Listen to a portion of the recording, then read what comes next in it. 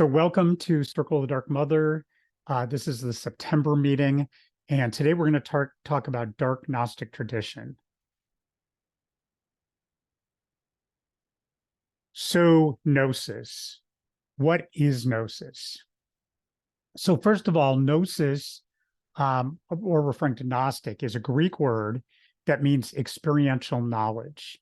It's most associated with 2nd and 3rd century Christian heresy, but refers to any tradition that depends on experience as part of their spiritual path.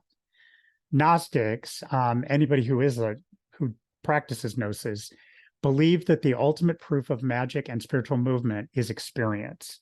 It's the spiritual world in whatever manner the Gnostic works. Many think Gnostics only rely on Gnosis or experience, and this isn't true. They do rely on study, logic, rational thought, practice, and Gnosis to work their magic and grow spiritually. The process generally follows a path of study where logic and rational thought is applied so that the practitioner can engage in practice, meditation, ritual, and then Gnosis will occur. So this experience of their spirituality happens as they practice. And Gnosis is sometimes, like just knowing something by putting the pieces together of things you've studied, you've experienced, and it is very individual. So what is dark Gnostic tradition? Now that we've discussed Gnosis and Gnosticism, we can discuss the dark Gnostic tradition. Dark Gnostic tradition is a specific form of Gnosticism. So everything that defines a Gnostic also applies to dark Gnosticism. The difference lies in how the dark Gnostic approaches their path and what it entails. Most traditions of Gnosis focus on the bright side of divinity and consciousness. Their belief is that to reach enlightenment, a practitioner must focus on the bright side. And if they do Kabbalah, this means the tree of life. Dark Gnostics disagree on this point and believe that we need to work with both the bright and the dark sides of consciousness to raise our awareness and make progress. This does not mean delving deep into something that is self-harming or harming to others. That is not what it means. But what it means is not just aspiring for what we would consider bright and light, but also working through the dark side.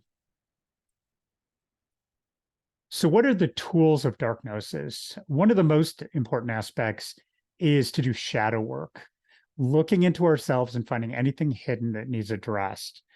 This doesn't necessarily mean purging these hidden feelings or desires, but instead finding the root of them, finding healing, and bring them forward in a productive way. Meditation is a key practice, and that is part of really the shadow work. This can be done with breath and silence, with a mantra or a guided meditation. And the reason I say this is a lot of people think meditation is only sitting in silence. And that is one form, and it's a good form. But there are others, especially if you struggle with clearing your mind. Dark Gnostic tradition also uses rituals and, in some cases, Kabbalah for magic and transformation. When Kabbalah is used by a dark Gnostic, it's not necessarily from a Jewish perspective. Now, it may be, but it also could be pagan. Kabbalah becomes a framework and not a religion. In either case, the tree of life and the tree of shadows is used to obtain balance for the practitioner. And I know the way I work is I work with the tree of life being what I'm shooting for, the tree of shadows looking at my shadow self and trying to understand how the two can become one.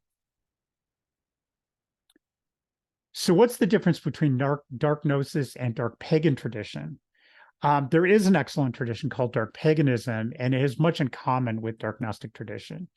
There's two main differences, and that's dark pagans don't usually use Kabbalah because it's association with Abrahamic religion. In dark Gnosticism, we use Kabbalah, but only as a framework and not necessarily associated with Judaism. And when I say not necessarily associated, it's because we use whatever tradition works for the person. And if somebody uses some form of Judaism as part of their practice, we're not going to tell them they can't do that. But our main framework is Kabbalah outside of a purely Jewish paradigm. The second main difference is that dark pagans tend to use rational thought And some of their writings actually talk about not using Gnosis. There are, of course, some dark pagans who do include Gnosis, but the general tenets of some of the writers is to not include it. With that being said, dark paganism and dark Gnosticism are very compatible, and compatible traditions because they have a lot in common. What about the left-hand path or the right-hand path? And, the left-hand path is really supposed to be the dark side. The right-hand path is the bright side. I'm not sure that that's really always true, but that's the way people think of it. So one of the first questions I'm asked about dark Gnostic tradition is whether it's left-hand path or right-hand path. Right-hand path is, of course, the bright side of consciousness and deals mostly with bright deities, what is called white magic, and if applicable, angels. The left-hand path is the dark side of consciousness and deals mostly with dark deities, what is called black magic. Now, not in the terms of black magic as in hurting people. That's not the point. But black magic as in some of the more dark and dark as in not all about bright and light, but also dealing with the dark side of our consciousness. And if applicable, demons. And the reason being is, well, let's talk about that. So it's important not to follow into stereotyping, as RHP and LHP, or right-hand path and left-hand path, are not inherently good or evil. It's more about polarity. Really, RHP, right-hand path, is about order. Left-hand path is about chaos. Both of those things can be good and both of those things can be bad.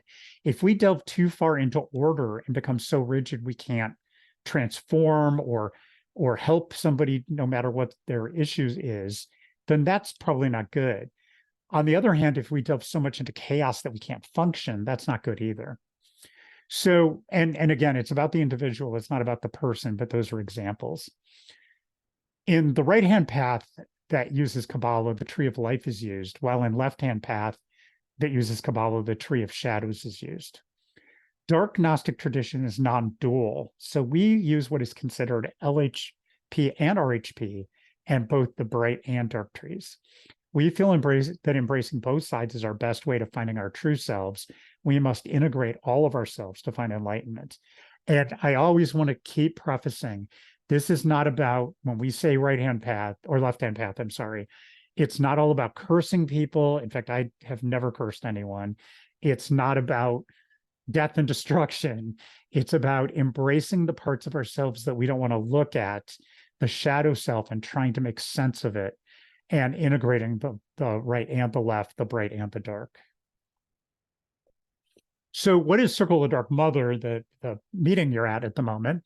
So the Circle of the Dark Mother is a dark Gnostic tradition. We are Gnostic because we believe in both rational thought and experiential knowledge that sometimes manifests internally and spontaneously. We use meditation, ritual, Kabbalah, and any other practice that works for the individual toward their path. We work with both RHP and LHP, both the bright and dark tree, and anything that works for us. We're not limited to any pagan pantheon, any religion, or any set of practices. We are anti-dogma, so we have a set of teachings that are conveyed, but never meant to be the way or the truth for any particular individual. They are guideposts and examples, and it's supposed to give a way for people to have starting points to spark movement. For more information, you can watch our videos on our YouTube channel, check our website, which is circulus-matrim.com. And many of us work with the Dark Mother goddesses, thus the name, but really individuals can work with anyone or any deity or non-deity of their choice. It's just the founders of this group all work with Dark Mother goddesses, so we decided to call it Circle of Dark Mother. So I'm going to use Lilith as an example, as a deity that could be used. So I've been a devotee to the dark goddess Lilith for over 20 years. She's a great example of a deity that fits into our practice well. And this is being said, any deity can be worked with in dark Gnostic tradition, and non-deists can work in our tradition too. Lilith was originally a goddess demon in Mesopotamia as far back as 4500 BCE, and probably older. We just don't have writing before that. She was born a goddess from deity parents, but she was chaotic and unpredictable which is how she is termed demon. In Sumeria, gods and goddesses are deities that are born from the primordial mother and father, but demons are either spirits or gods or goddesses that do their own thing and don't care about the laws of the gods. And Lilith is definitely one of those. She was then brought into Judaism when the Jewish people were exiled in Babylon. In Jewish myth, she's said to be Adam's first wife, a demon, a succubus, partner to archdemons, and sometimes the consort of God Most High, and also said to be the perfect partner to the primordial universe of total unity, which is called Adam Kadmon, not to be confused with the first man in Jewish tradition, Adam, but a primordial universe of complete unity.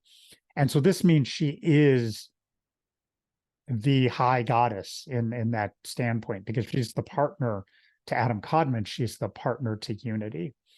And this is all found in Jewish midrash, extra biblical texts.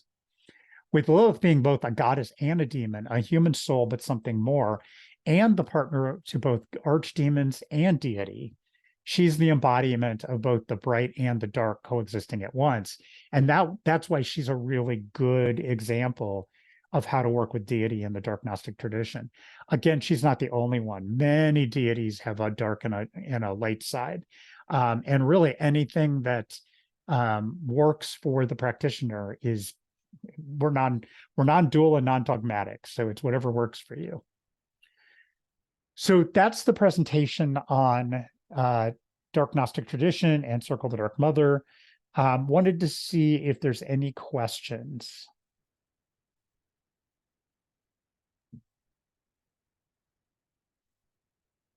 People in the room are pretty familiar, so nothing here. Okay, well, want to say that we have a meeting every month, the first Sunday at 6:30 p.m. Eastern Time. We do Zoom it. Sometimes we're in person at Witch Lab in Columbus. Sometimes we're remote. Either case, we Zoom. You can find our events on the Witch Lab events page in Facebook. You can also find our events in our newsletter, which you can find out how to sign up for that on our website, which is circulusmatrim.com. So hopefully that was interesting. We have many, many topics we cover, and sometimes they're short, sometimes they're long. Next month, I believe we have a special guest, and I will have more information about that posted in various platforms. So thank you. Take care.